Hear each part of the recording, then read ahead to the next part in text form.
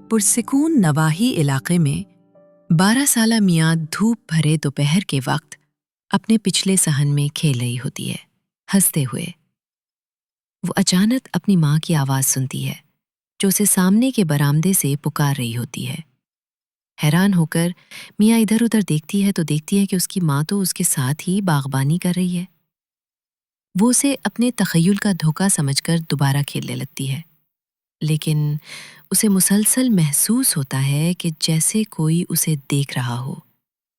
अगले चंद दिनों में मियाँ मुख्तलिफ औक़ात में अपनी माँ की आवाज़ सुनने लगती है, कभी किसी और कमरे से, कभी उस वक्त जब उसकी माँ किसी और काम में मसरूफ़ होती है। हर आवाज़ में एक अजीब सी बेचैनी और खिंचाव होता है, जैसे कोई उसे फ़ौरन बुलाना चाहता हो।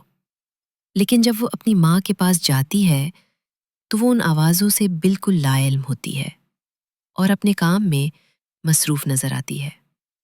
मियाँ परेशान होकर अपनी सबसे करीबी दोस्त लिली को सब कुछ बताती है, जो उसे मशवरा देती है कि शायद ये किसी गहरे राज की अलामत हो। दोनों मिलकर इस राज को जानने के सफ़र पर निकलती हैं।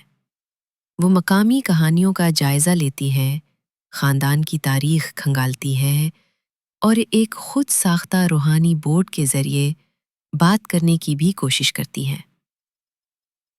जैसे जैसे वो इस मामले की गहराई में जाती हैं, मियाँ अपने ख़ानदान के माज़ी और अपनी माँ के सदमात के मुताल्लिक़ कई छुपी हुई हकीकतों से पर्दा उठाती है।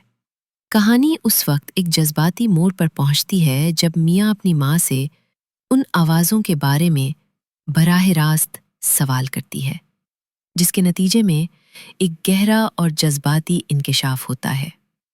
आखिरकार मियाँ को एहसास होता है कि ये आवाज़ें दरअसल उसकी माँ के इनकहे खौफ और मोहब्बत का इजहार थीं, और वो अपने रिश्ते की उस गैर मामूली गहराई को अपनाना सीख जाती है।